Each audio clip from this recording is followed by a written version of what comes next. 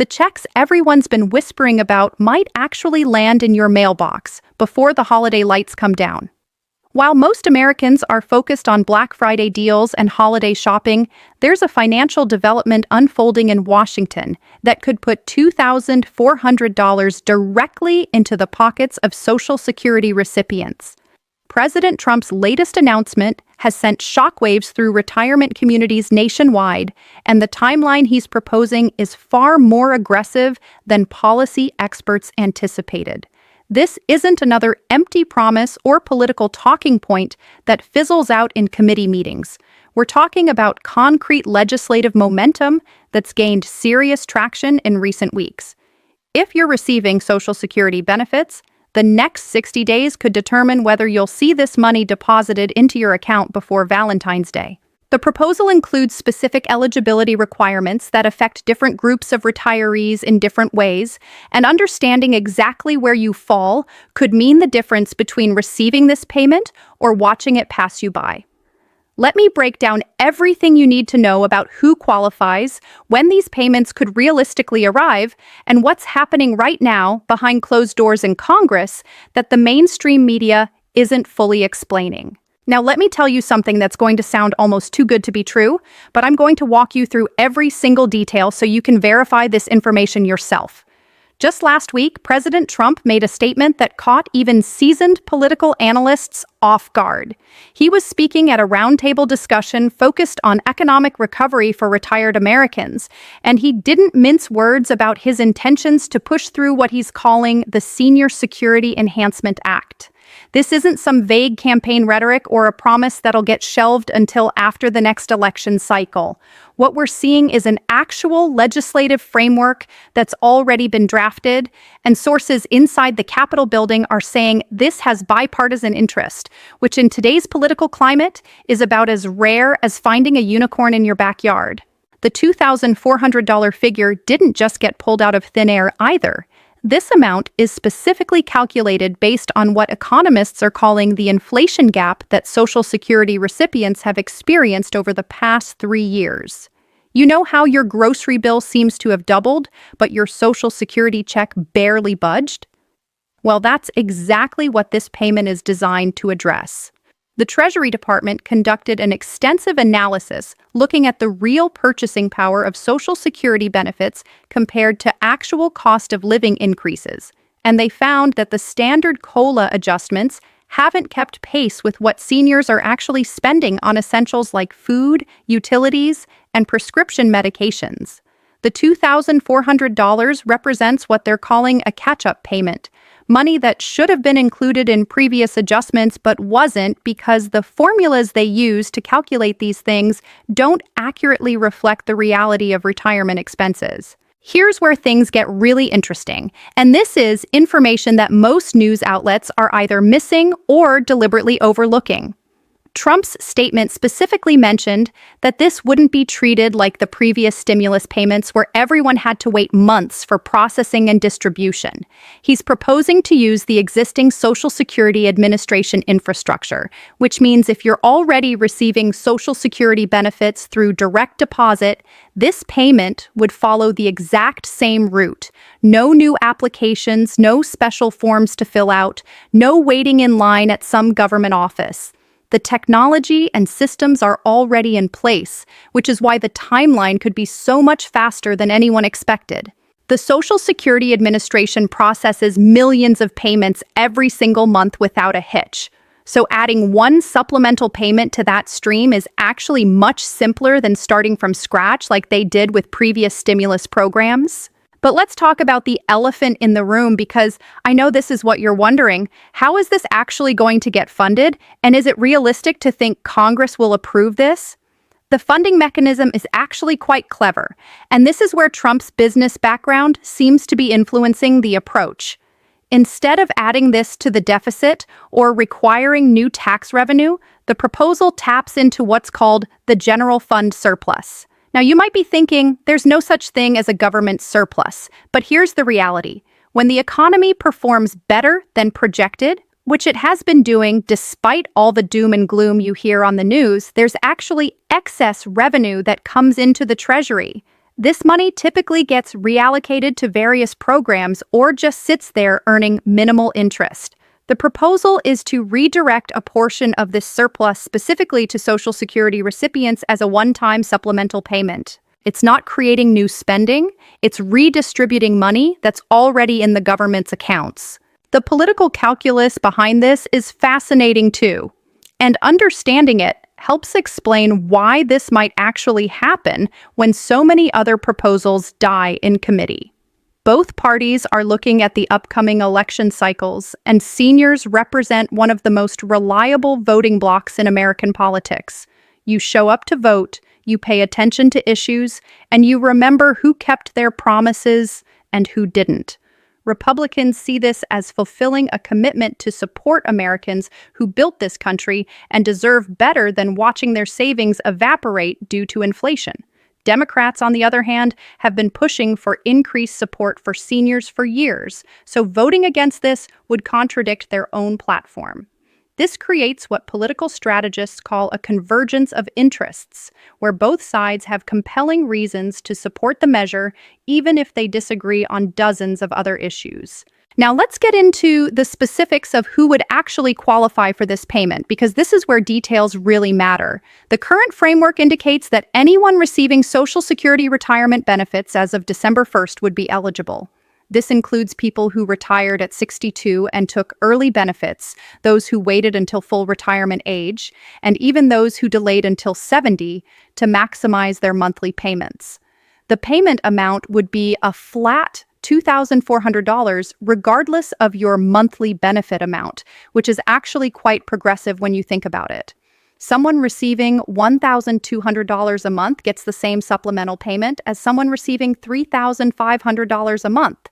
This structure was deliberately chosen to provide the most help to those who need it most, while still being simple enough to administer efficiently. There's been some confusion about whether people receiving disability benefits would be included, and based on the latest information I've been able to gather from congressional staffers who are working on this legislation, the answer appears to be yes. Social Security disability insurance recipients would be treated the same as retirement benefit recipients for purposes of this payment. The reasoning is straightforward enough. People on disability are facing the same inflated costs for basic necessities, and many of them are on fixed incomes just like retirees. Excluding them would create an arbitrary distinction that doesn't make much sense from a policy perspective. Supplemental Security Income recipients, which is a different program entirely, would likely be handled separately with their own supplemental payment structure, but that's still being negotiated. The timeline that Trump mentioned in his statement is what's got everyone's attention. He specifically said he wants to see this passed and payments distributed before the end of February.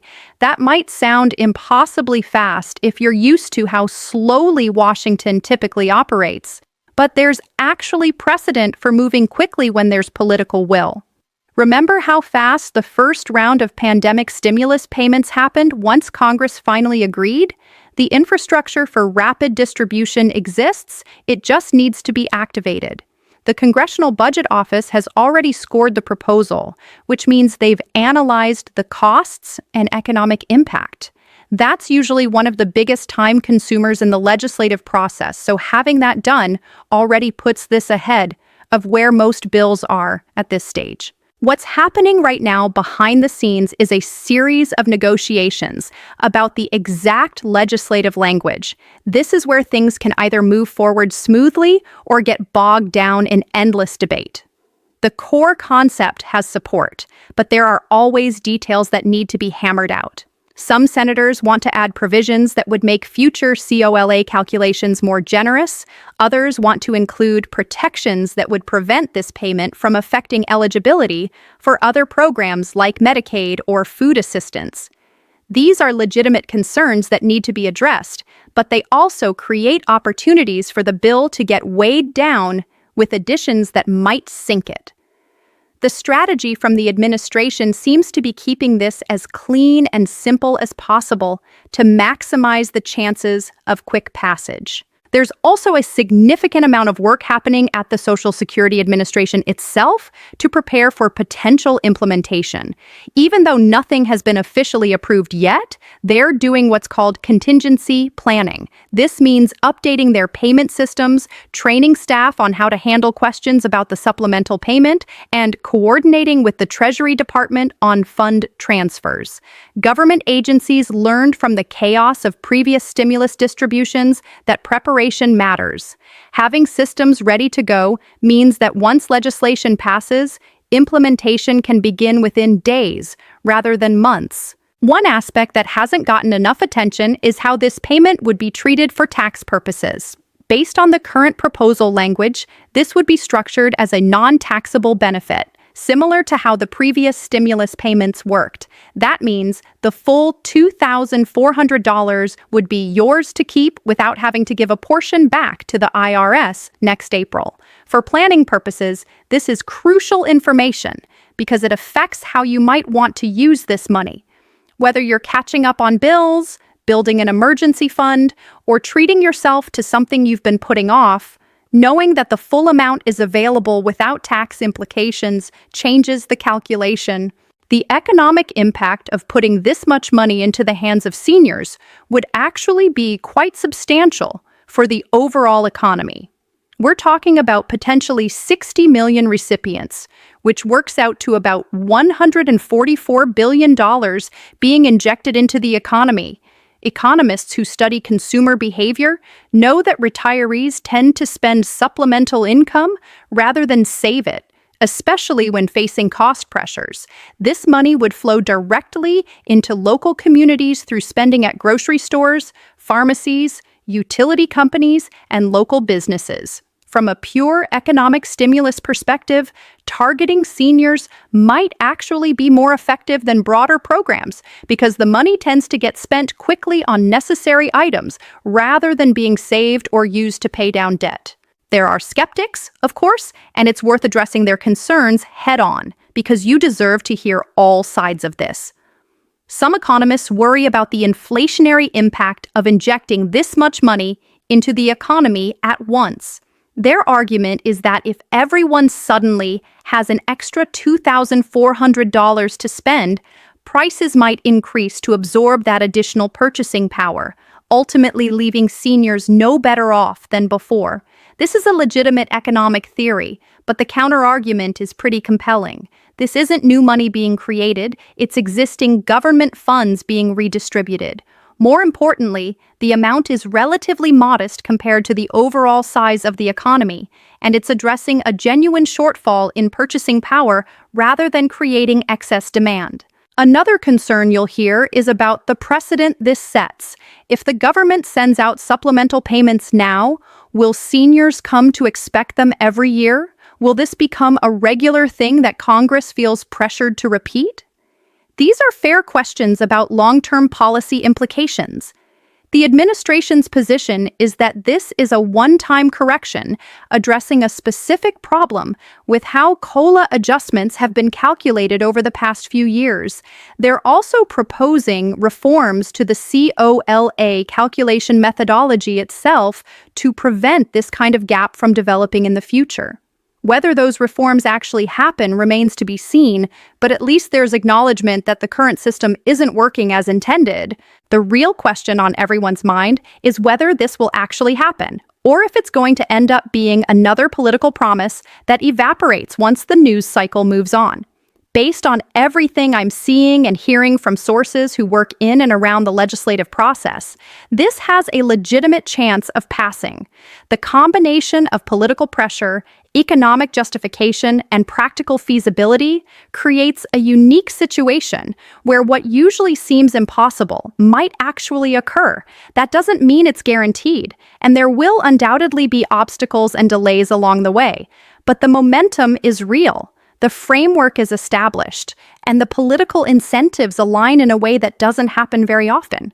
If this does move forward, you'll want to make sure your information is current with the Social Security Administration. That means if you've moved recently, update your address. If you've changed banks or your direct deposit information, make sure that's current in their system. The last thing you want is for a payment to get sent to an old address or an account you no longer use.